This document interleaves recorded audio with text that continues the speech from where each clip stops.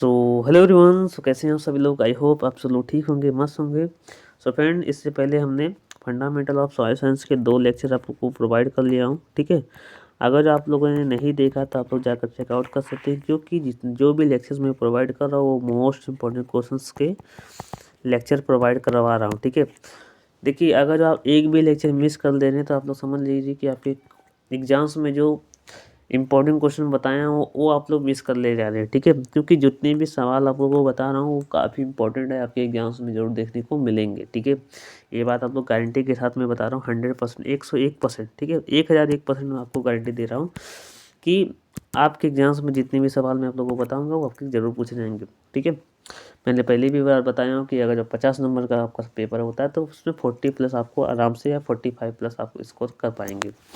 आगे बढ़ने से पहले एक और बात बता दूं कि वीडियो के स्टार्टिंग में व्यू प्रोडक्ट का ऑप्शन आ रहा होगा, जिसमें आप अगर जो एना सुंडा नीमरा सुंडा की बुक अगर जो बाई करना चाह रहे हैं तो आप लोग वहाँ से जाकर बाई कर सकते हैं। लगभग आपको 30% तक का डिस्काउंट मिल जाएगा, ठीक है। 30% तक का आपको डिस्काउंट मिल जाएगा, ये काफ़ी अच्छा है। ओके, चलिए स्टार्ट करते हैं। Soil as a natural body, आखिर इसका अर्थ क्या है? देखिए, soil as a natural body का मतलब होता है कि मिट्टी को केवल मिट्टी के कणों के संग्रह के रूप में नहीं, बल्कि एक जीवित, विकसित और जटिल प्राकृतिक संरचना के रूप में देखना। देखिए, नेचुरल बॉडी का मतलब होता है क्या? प्राकृतिक पिंड।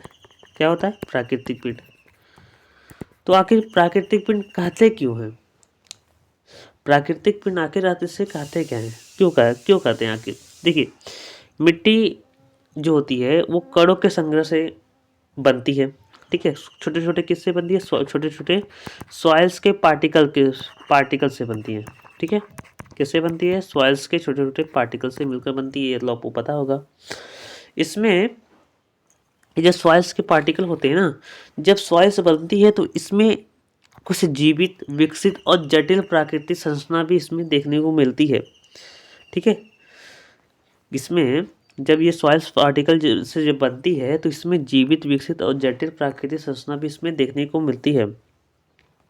इसमें मिनरल पार्टिकल, ऑर्गेनिक पार्टिकल, जलवायु और जीवाणु एक साथ काम करते हैं। इसमें मिनरल पार्टिकल यानी खनिज वाले जो पार्टिकल होते हैं, या फिर ऑर्गेनिक पार्टिकल होते हैं, या फिर जल होते हैं, वायु होते हैं, जीवाणु होते हैं, ये सब मिलकर काम करते हैं। इसीलिए हम इसको क्या बोलते हैं? Soil as a natural body यानी प्राकृतिक पिंड।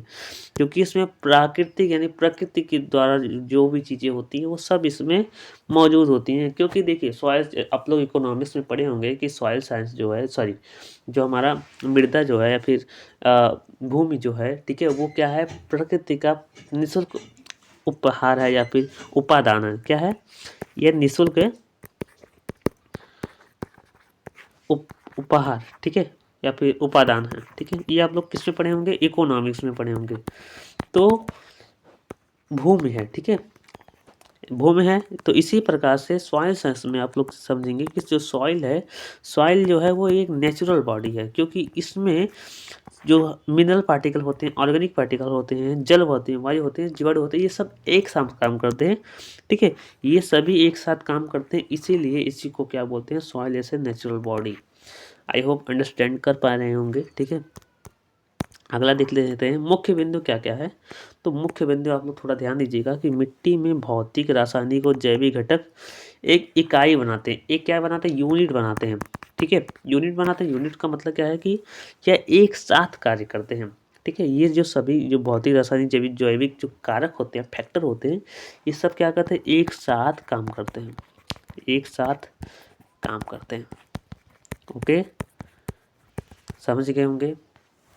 अगला है, मृदा में होरिजोन या अस्तर होते हैं। आप लोग सही सुने, जो सॉइल प्रोफाइल आप लोग को नाम सुने होंगे। आखिर सॉइल प्रोफाइल क्या है? तो जो हॉरिजॉन्टली जब सॉइल्स को काट लेते हैं तो कुछ इसमें हॉरिजॉन लेयर कुछ दिखाई देते हैं, तो इसी लेयर को हम क्या बोलते हैं? हॉरिजॉन बोलते हैं। लगभग 4 से 5 लेयर होते हैं। ओ लेयर हो गया, ए लेयर हो गया, बी लेयर हो गया, ठीक है, सी हो गया, इसके अलावा आर हो गया। ये 5 टाइप के आपके लेयर पाए जाते हैं, या फिर इसमें समझ लीजिए हॉरिजॉन पाए जाते हैं, ठीक है। जो ओ होरिजोन होते हैं ये होते हैं टॉप मोस्ट जो अनकल्टिवेटेड एरिया होते हैं। अनकल्टिवेटेड एरिया जैसे जंगल हो गए तो इस जंगलों में पाए जाते हैं ओ होरिजोन, जबकि ए हेरिजोन जो होते हैं कृषि वाले एरिया में पाए जाते हैं। तो ये सब है, काफ़ी कुछ अब मैं आप लोगों को आगे बताऊंगा अच्छे से, ठीक है। जो विकास और समय के अनुसार बनते हैं, इसमें क्या देता है, मृदा में होरिजोन स्तर होते हैं जो विकास और समय के अनुसार बनते हैं। यह स्थिर नहीं बल्कि लगातार परिवर्तित और विकसित होते रहते हैं। ओके, उदाहरण के लिए एक खेत की मिट्टी में अलग अलग स्तर होते हैं। ऊपरी परत में ऑर्गेनिक मैटर ज़्यादा और निचली परत में मिनरल कंटेंट ज़्यादा होते हैं। तो यही सब जो है, ठीक है, जो कि इम्पोर्टेंट है। यही सब मैं आप लोगों को बता दूँ, नोट्स भी आप लोगों को मिल जाएगा, ठीक है। नोट्स मैं आप लोगों को टेलीग्राम पर सेंड करूँगा जब वीडियो मेरा कंप्लीट हो जाएगा, मतलब जब पूरा मैं लेक्चर को कंप्लीट करवा दूंगा, 8 से 10 लेक्चर है, तब मैं आप लोग को प्रोवाइड करूँगा, ठीक है। चलिए आगे बढ़ लेते हैं। अगला है पेडोलॉजी कॉन्सेप्ट, पेडोलॉजिकल कॉन्सेप्ट, ठीक है।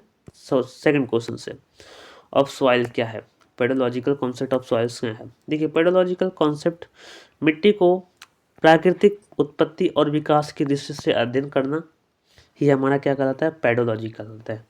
पेडोलॉजी के अंतर्गत ध्यान दीजिए, पेडोलॉजी का यह एक प्रकार का समझ लीजिए सॉइल साइंस की ब्रांच है। क्या है, सॉइल साइंस की शाखा है, ठीक है। पेडोलॉजी जो है यह सॉइल साइंस की एक शाखा है, ये समझ लीजिए, ठीक है।